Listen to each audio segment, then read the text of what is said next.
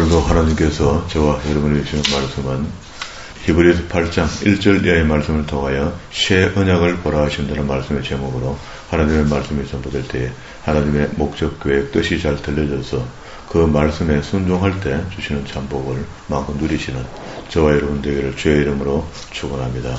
지난 시간에 멜기세덱에 대해서 우리가 살펴봤고요. 오늘은 8장, 9장 안에 있는 이야기인데요.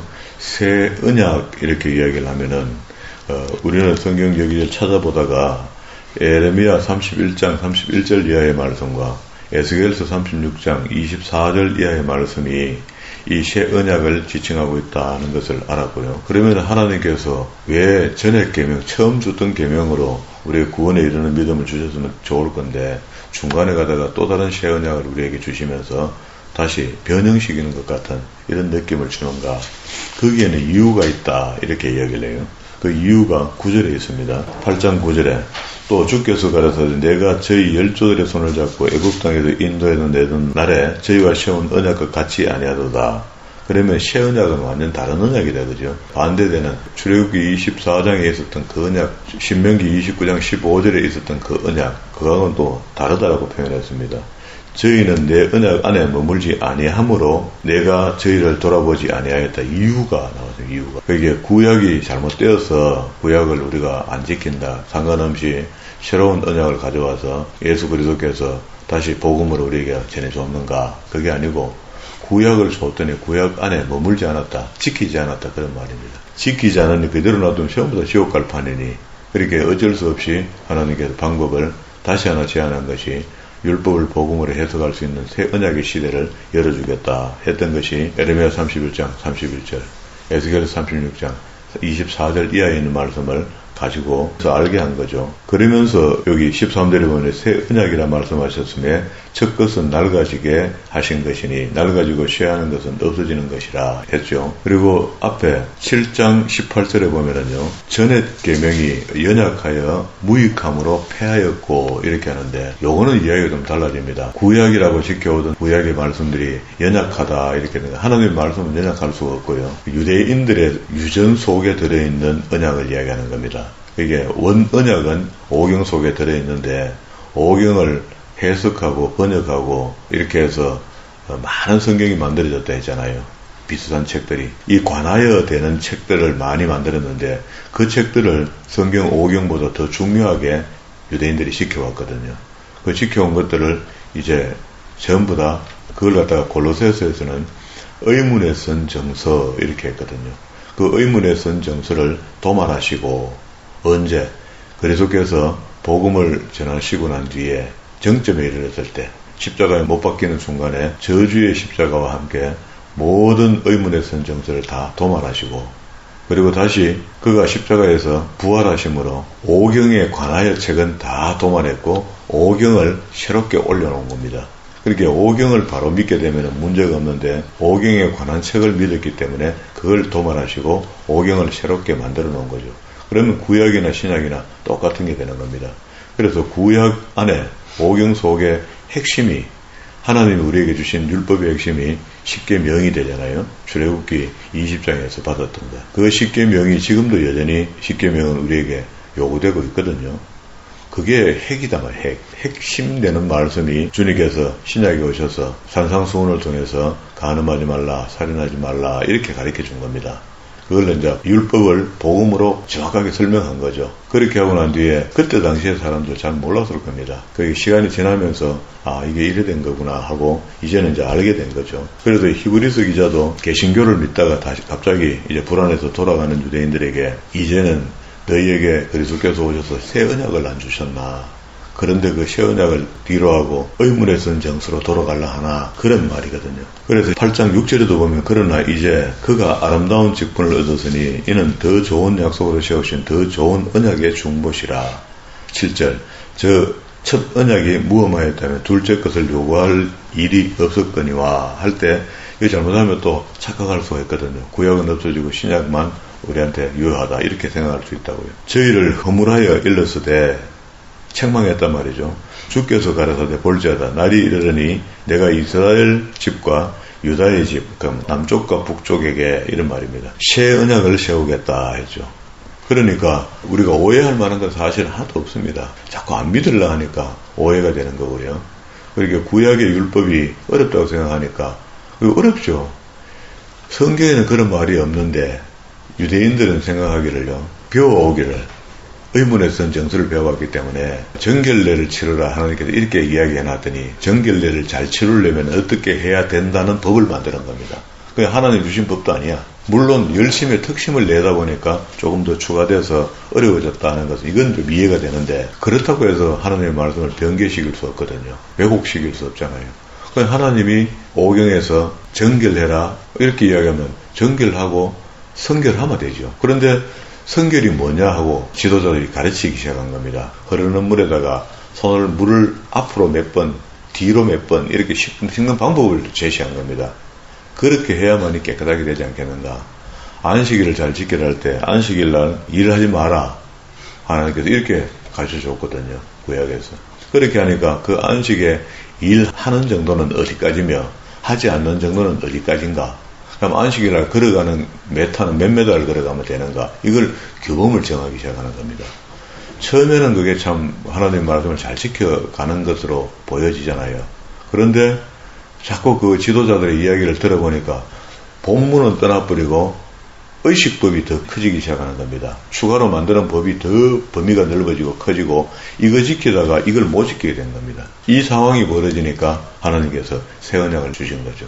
그리고 하나님 믿는데 이렇게 힘들어야 되겠나 이런 상황이 벌어진 거죠. 그러니까 이제 새 언약교는 이제 예레미야 31장 안에 들어있던 그때부터 이제 우리에게 한번 봅시다. 거기 보면은요 31장 이게 그 중요한데 이걸 잘 안 설명해요. 교회가. 그래야지 그 구약과 복음의 말씀을 이해를 시켜줄 수 있는데 이걸 설명 안 하니까 다른 것도 이렇게 안 보기 시작하는 겁니다. 나 여호와가 말하노라 날이 이르려니 내가 이스라엘 집과 유다의 집에 새 언약을 세우겠다 하죠. 아까 했던 말 똑같은 말이잖아요. 나 여호와가 말하노라 이 언약은 내가 그들의 열조에 손을 잡고 애굽 땅에서 인도하여 내던 날에 세운 것과 같지 아니할 것은 내가 그들의 남편이 되어도 그들이 내 언약을 파하였음이라. 나 여호와가 말하노라. 그러나 그 날 후에 내가 이스라엘의 집에 세울 언약은 이러하니 곧 내가 나의 법을, 율법이죠. 법을 우리 속에 주겠다는 거야. 그들 속에 두며 그 마음에 기록하겠다. 신비에 기록하겠다. 나는 그들의 하나님이 되고 그들은 내 백성이 될 것이라. 이렇게 했죠. 그러면 에스겔서 36장에 한번 봅시다. 24절부터요. 내가 너희를 열국 중에서 취하여 내고 열국 중에서 모아 데리고 고토에 들어가서, 이 말은 지금 바벨론에 포로로 잡혀가 있던 에스겔에게 하나님께 주신 말씀이니까 제일 기쁜 소식이 고향으로 돌아간다는 소리겠죠. 그리고 고향으로 돌아간다는 이 말에 비춰서 이제 온전한 우리가 고향에 돌아가려면 천국 가는 거 아닙니까?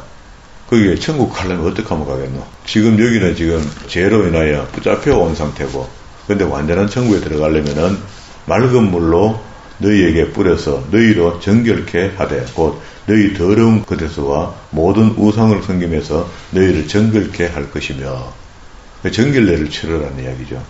깨끗하게 하라는 말입니다. 그래서 이거를 히브리서 10장 22절에 보면은요, 맑은 물로 할 때 이거는 세례 받는 것으로 묘사해요. 그러면 오늘 우리가 예수 믿고 교회 들어오면서 세례, 신약에 세례 받는 것을 여기는 이제 구약에서는 새 언약이라 이야기할 때 다시 이야기하는 게 맑은 물로 너희에 뿌렸어 이 말이야. 그렇게 고쳤어 이런 말입니다. 그러면 26절에 그런 사람에게 어떻게 정결케 된 사람에게 깨끗하게 된 사람에게 어떻게 한다? 26절 새 영을 너희 속에 둔다 있죠. 이 새 영을 보혜사 성령이 되는 겁니다.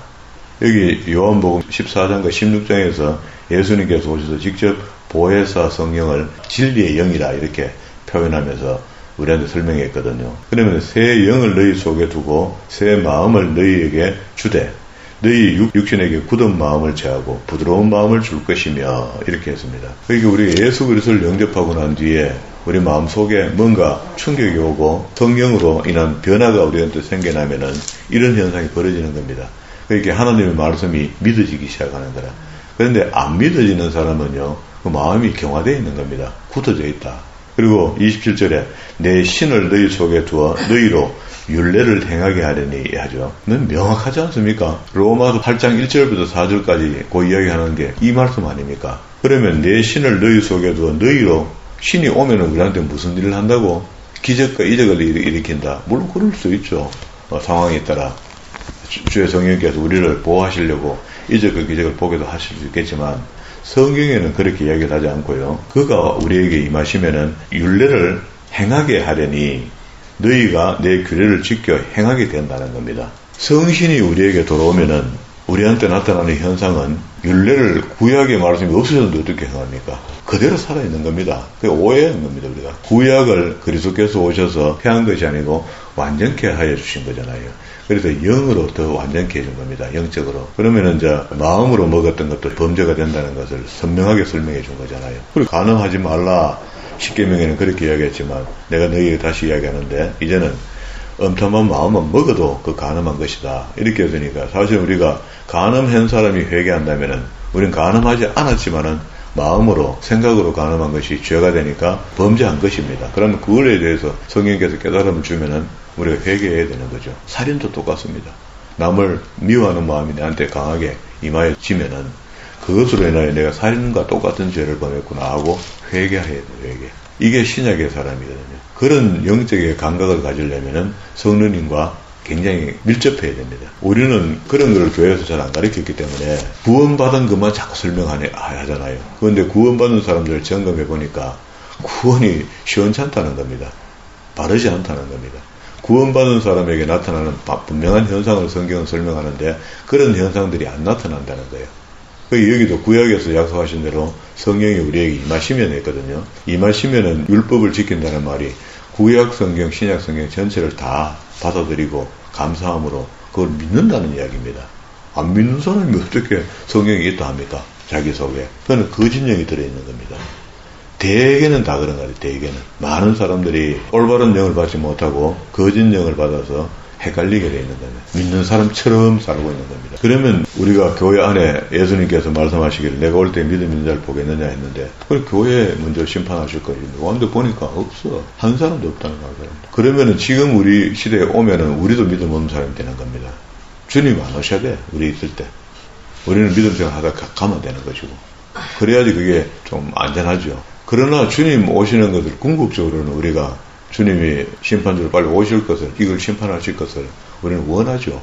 원하는 건 원하지만 내 있을 때 오시는 게 안 맞는 거야, 사실은. 옛날에 우리 목사님들은 다 그렇게 가르쳤잖아요. 손양원 목사님도 그 긴 노래를 만들면서 하늘만 우두침침해도 주님 오실라나 하고 하늘을 쳐다봤다 하잖아요. 그거는 애틋한 마음이죠. 주님 빨리 와서서 이 더러운 땅을 심판했으면 좋겠다. 죄를 심판했으면 좋겠다. 그런 염원이 들어있는 고백이지. 주님 당장 오시면은 더 괴롭죠. 오시기 전에 그 재앙도 따라가야 될 것이고 어렵단 말이죠. 그러면 이제 이 새 언약에 대해서 이야기가 이 정도 하면 되는데 그 새 언약의 효력이요. 요한 1서 한번 가봅시다. 요한 1서에 보면은 1서 2장입니다. 2장 3절에 우리가 그 계명을 지키면 이로써 우리가 저를 아는 줄을 알 것이요. 저를 아노라 하고 그 계명을 지키지 아니하는 자는 거짓말하는 자요 진리가 그 속에 있지 않다. 그죠? 가짜다 말이야, 가짜. 그러면 우리가 계명과 복음을 이해가 안 되고 소화가 안 되는데 그 사람이 어떻게 그 성령에 화답하는 사람으로 산다 할까요? 마지막 때에 순간적으로 찰나에 믿어져서 천국 갈지는 몰라도 우리가 지금 상황으로 봤을 때는 그 구원을 옳게 못 입은 겁니다. 믿는다고 말은 하지만 누구든지 그의 말씀을 지키는 자는 이 지키게 되는 현상이 성령의 법에 저촉받는 사람이 된다는 겁니다. 너희에게 신을 주신다 했는데 그 신이 보혜사 성령이 맞고요. 보혜사 성령은 진리의 영이고 하시는 일이 보혜사 성령이 우리에게 오셔서는 우리한테 뭐 이적과 기적을 막 매일 나타내고 말이야 으쌰으쌰 하고 이런 게 아니고 성령님이 우리에게 오시면은요 성경이 보여진다는 거야. 진리의 영으로 오셔서 성경을 가르쳐 준다는 겁니다. 그게 성경을 가만히 있는데 혼자 성경을 어느 날 읽어보기 깨달아지고 이런 게 아니고 선생들이 있잖아요. 먼저 배운 예언의 말씀을 먼저 깨달은 사람이 있거든요. 그런 사람들을 통해서 들어보니까 내 속에 있는 성령께서 봐라 맞지 하고 일깨워주는 거거든요. 일깨워줘서 믿어지게 만드는 거예요. 그러니까 됐잖아요. 좀 이따 우리 로마 8장도 한번 봅시다. 그러면 성령의 법이라는 게 내가 내 마음대로 사는 게 아니고 성령님이 내한테 임하여졌을 때는 성령님이 억지로 시키시지는 않지만은 성령의 법에 속한 사람이 돼버린단 말이에요. 그 속한 사람이 되고 난 뒤에부터는 이제 성령이 지시하는 대로 우리가 순종해줘야 되는데 그게 우리한테 지금 고장난 겁니다. 잘 안 되고 있거든요. 그러면은 이제 구약의 계명을 어떤 식으로 우리가 취급해야 되는가? 그게 이제 3절입니다. 우리가 그의 계명을 지키면 이로써 우리가 저를 누구? 예수님을 아는 줄 알 것이요. 저를 아노라고 그 계명을 지키지 아니하는 자는 어떻게요? 거짓말하는 자예요. 그 성경에 거짓말하는 자는 천국에 못 간답니다. 진리가 그 속에 없으니까 어떻게 천국 갑니까? 안 되는 거죠. 5절에 누구든지 그의 말씀을 지키는 자는 하나님의 사랑이 참으로 그 속에 온전케 되나니 그의 말씀을 지키는데 그의 말씀은 이거 율법을 이야기하는 계명을 이야기하는 겁니다. 그렇죠? 계명을 복음으로 재해석했으니까 복음은 사실은 영적인 거니까 분명치 않습니다. 새로운 법을 줬다는 새로운 법이 아니고 십계명을 다시 재해석해줬다 이 말이거든요. 이로써 우리가 저 안에 있는 줄을 아노라. 6절 두 번째 저 안에 거한다 하는 자는 그의 행하시는 대로 자기도 행할지니라. 그렇게 베드로가 이야기한 대로 신의 성품에 참여하는 데까지 노력해서 우리가 가고 있어야 되는 겁니다. 그런데 우리가 어떻게 신을 다 압록하고 안 간다는 거야? 그러면 안 되는 거죠. 그렇게 내가 가라는 게 아니고 내 속에 계시는 성령께서 가게 하시고 그에게 순종하는 자는 성품이 바뀌게 돼 있다. 그런 말입니다. 그죠? 다시 7절에 사랑하는 자들아 내가 새 계명을 너희에게 쓰는 것이 아니라 너희가 처음부터 가진 옛계명이다 하니까 이 옛계명이 구약이잖아요. 전체로 본다면 올드 테스트먼트, 오경을 이야기하는 거 맞습니다. 근데 오경의 핵심이 뭐예요? 하나님과 언약하는 장면이잖아요. 언약서 안에 뭐가 기록됐습니까? 십계명이 기록되어 있죠. 십계명과 시행실칙이 기록된 거죠. 1차적으로. 그리고 그걸 확장해서 더 넓혀서 십계명대로 살려면 이렇게 살아야 된다고 신명기 12장부터 26장 안에 다시 분명하게 선명하게 분해해서 확대해서 실질적으로 지킬 수 있도록 설교식으로 서술해 놨잖아요. 그럼 그거 읽어보면 다 압니다. 우리가 그런 걸 이해하고 나면 핑계할 수 없다 그런 말입니다. 옛계명이니 이 옛계명은 너희의 들은 바 말씀이거니와 다시 내가 너희에게 새 계명을 써놓으나 저희에게와 너희에게도 참된 것이 되는데 보세요. 이는 어둠이 지나가고 참빛이 벌써 비쳤다. 예수님의 이야기를 지금 하거든요. 그러면은 지금 그 요한이 AD 한 90년에 그냥 사도들이 다 죽고 다도로도 자기 혼자 남았는데 이때 이제 이야기하는데 새 계명을 쓴다는 거야. 그래서 내가 지금 가르쳐주는 이 새 계명은 구약에 있는 이야기, 그거 이야기하고 있다는 이야기라. 그렇잖아요. 그게 옛계명이라잖아요. 그래서 이게 참빛인 주님께서 오셔서 우리에게 알려준 것이 옛계명을 알려준 거다라고 선명하게 이야기했잖아요. 그럼 더 이상 우리가 의심 안 해야 되거든요. 그래서 보세요. 빛 가운데 있다 하면서 그 형제를 미워하는 자는 지금도 어두운 가운데 있는 자요. 그 형제를 사랑하는 자는 빛 가운데 거하여 자기 속에 거리낌이 없으나 그 형제를 미워하는 자는 어둠 가운데 있고 또 어두운 가운데 행하며 갈 곳을 알지 못하니 이는 어둠이 그의 눈을 멀게 했다. 이 말은 사도 요한이 사랑의 사도잖아요. 예수님께 사랑을 많이 받았습니다. 그래서 이가 사랑의 사도인데 자기가 사랑을 표현하는 것이 결국은 사랑하는 자는 그 빛 가운데 있는 자다 이 말이다. 사랑받고 사랑하는 자는. 우리는 사랑을 포기한 사람처럼 살잖아요. 예수 믿는 사람들 중에도 보면은 많은 사람들이. 그러면 이제 이렇게 이제 설명을 했는데 한 것을 로마서 8장에 한가 봐요. 8장에 보면은 우리는 그냥 막무가내 성령이 오셔서 하고 막 기도하고 땡깡 놓고 했는데 그 성령이 오셔서 무슨 일을 하시려고 오셨는지, 우리에게 어떤 혜택을 주시는지 이제 설명하거든요. 우리 안에 이제 죄성이 있어서 성령을 인정 아니하려는 마음이 있어 그런 겁니다. 8장 1절에 그러므로 이제 그리스도 예수 안에 있는 자에게는 결코 정죄함이 없게 되었습니다. 이는 왜 그러나 하면은 그리스도 안에 있다는 것은 보혜사 성령이 내한테 내주했다는 이야기거든요. 이는 그리스도 예수 안에 있는 생명의 성령의 법이 죄와 사망의 법에서 우리를 해방했기 때문에 자유케 됐다는 겁니다. 진리가 너희를 자유케 한다는 말이 여기에 부합되는 겁니다. 그럼 다시 예수 안에 있는 생명의 성령의 법이 나를 장악하게 되니까 죄와 사망의 법에서 멀어졌다는 거예요. 그래서 내가 진리가 너희를 자유케 해줬다는 겁니다. 그럼 율법이 육신으로 말미암아 연약하게 할 수 없는 그것을 하나님은 하시는데, 만들어주시는데 곧 죄를 인하여 자기 아들을 죄 있는 육신의 모양으로 보내어 육신의 죄를 정했죠. 그게 그가 100% 육신으로 와서 우리의 죄를 이해하고 우리의 죄를 지워준 거잖아요. 없이 한 겁니다. 자신을 믿는 자는 다 죄가 없어진 겁니다. 그러면 자 4절에 육신을 쫓지 않고 그 영을 쫓아 행하는 우리에게, 이제는 자 육신의 사람이 아니고 우리가 예수 그리스도를 믿고 난 뒤에부터는 이 땅에 육신을 갖고 있지만 영의 사람이 된 겁니다. 하나님을, 성령을 우리가 내주로 받아들인 사람이야. 구원함을 입었다. 그렇게 예수 그리스도 그 이름을 믿는 자는 다 구원함을 입는다 할 때 그 순간에 찰나에 보혜사 성령이 함께 임하게 돼 있거든요. 그런데 그 보혜사 성령이 가짜가 임할 수 있단 말이에요. 가짜가. 마귀가 임하면서 보혜사 성령이 임한 것처럼 행동할 수 있다고. 아니면은 마귀와 함께 임하여 있든지. 그래서 자기는 예수의 영도 받았는데 마귀의 영에 더 순종하고 살든지. 그렇죠. 그 둘 중에 하나가 돼야 되는 거거든요. 그럼 아니면 애초에 잘못 돌았든지. 즉 보혜사 성령이 우리한테 내주하고 계시면은 이 현상이 벌어집니다.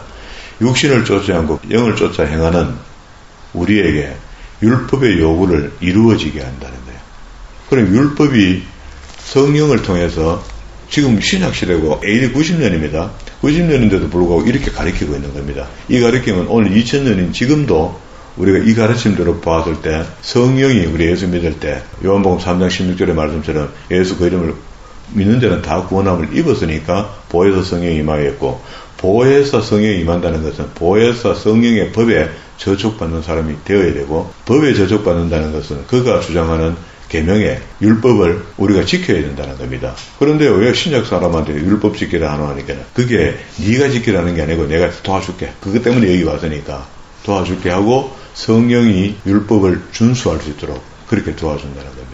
율법을 준수하는 것이 복음을 준수하는 겁니다. 왜? 율법이 복음이 되니까.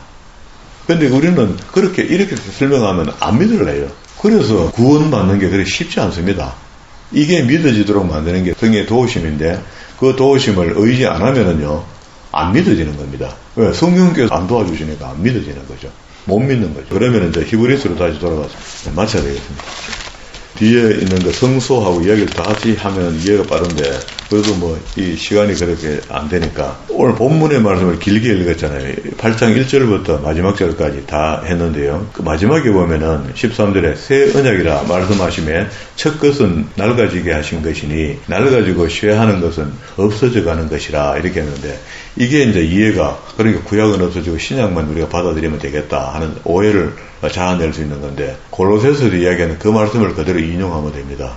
이게 의문에 쓴 정서가 없어졌고 본 계명은 그대로 우리에게 임하여져 있다. 요한 1서에도 방금 그렇게 이야기했잖아요. 그렇게 해서 새 언약의 중보가 되어서 오신 분이 예수 그리스도고 그가 오실 때에 우리한테 율법을 복음으로 재해석하는 일도 하셨지만 복음을 우리에게 주셨지만 보혜사 성령이 눈에 보이지 않게 우리한테 임하게 됐다는 거야. 그 임하게 된 약속을 새 언약의 약속 속에 넣어놨잖아요. 그게 에레미야 31장과 에스겔 36장에 넣어놨던 그게 그리스도에 오시면서 겉으로만 성취된 것이 아니고 보이지 않는 성령의 임재도 우리에게 나타난 겁니다. 그러면서 본격적으로 성령의 시대가 열렸고 그렇게 본격적으로 성령의 시대가 열렸으면 성령이 하신 일이 무엇인가를 우리가 공부해야 되거든요. 그리고 그가 우리 속에 내주하시면서 일하기 좋으시도록 우리가 살아드리는 겁니다. 그러면은 성령의 법에 합당한 삶을 살아가는 거잖아요. 이렇게만 좀 세세히 가르쳐 주면은 우리가 고민도 좀 해보고, 좀 믿음을 좀 정리해보고 이렇게 할 건데, 그렇게 정리가 안 되니까, 그래 지금부터 보세요. 저는 이 사실을 알고 난 뒤부터 어떻게 하면 성령님의 고백에 순종하는 삶을 나타내며 살아가고, 성령님 관습받은 사람으로 비춰질 수 있겠는가 고민에 빠진 겁니다. 내가 만약 이런 행동하면 성령님은 뭘 하실까? 한번 여쭤보는 거죠. 내가 이렇게 사는데 성령님 기뻐하실까? 그 성령이 하나님의 영이거든요. 하나님이 기뻐하지 않는 일 이렇게 하는데 우리는 그러면 너무 무한하잖아요. 성경 전체를 봐야 되니까. 그러나 내게 임하신 성령께서 원하시고 바라시는 것은 성령의 법에 의거하여 살아갈 수 있도록 성령이 말기시는 일 같으면 안 하는 게 맞죠. 자제하는 게 맞죠. 그게 예수 믿는 사람은 이제 성령과 더불어 함께 살고 있으니까 성령이 어떻게 한다. 여기에 모든 신앙의 초점이 잡혀져 있고 그게 살면서 이제는 남아있는 삶 동안에 얼마나 내가 성령 하나님의 마음을 이해하려고 단히 이해할 수 없지만 이해하고 그분에게 순종하고 그분이 시키시는 일을 우리가 할 수 있겠는가 하는 거기에 초점을 맞추고 살다 보면은요, 이 사람이 그냥 보면은 거룩하게 보여요. 이런 신앙생활을 하는 사람들이. 우리 믿음의 사람들 다 질이 다르잖아요. 어떤 사람 만나고, 와, 저런 분도 있구나. 진짜 아름답게 보이는 신앙이, 사람이 아름다운 게 아니고 신앙이 아름다운 사람이 있잖아요. 그런 거 보면 우리가 그 앞에서 참 겸허한 마음이 생기잖아요. 아휴, 나도 저래 될 텐데. 이런 마음이 되도록 누가 나를 보면 그런 사람이 되어 보일 수 있도록 지금부터는 그렇게 살아야 되는. 그래서 그러려면은 우리가 말도 조심해야 되고 눈빛도 조심해야 되고 행동도 조심해야 되고 그게 함부로 말을 못하는 겁니다. 그렇다고 해서 우리가 멍청하게 살아가는 것도 아니잖아요. 지혜로 살 때 그렇게 사는 겁니다. 저는 여기에 고민에 빠져 있습니다. 얼마나 성령 하나님의 마음을 편안하게 해줄 수 있는가. 우리 성령을 거스리고 나면 마음이 불편한 거 있잖아요. 그건 경험했잖아요. 그런 겁니다. 그 불편함이 시간대가 넓어질 수 있도록 안 하면 더 좋고 그러면은 그런 성령 하나님의 음성에 귀 기울인다 하는 그런 의미의 귀 기울임입니다. 그게 조금 있다가 그치 맞지 하면서 이렇게 하는 게 아니고 좀 더 성령의 법에 저촉받아서 성령의 감동 감화하심이 주변 사람들에게도 영향력을 미칠 수 있는 그런 믿음의 사람으로 변화되어 하나님의 영광의 도구로 쓰임받는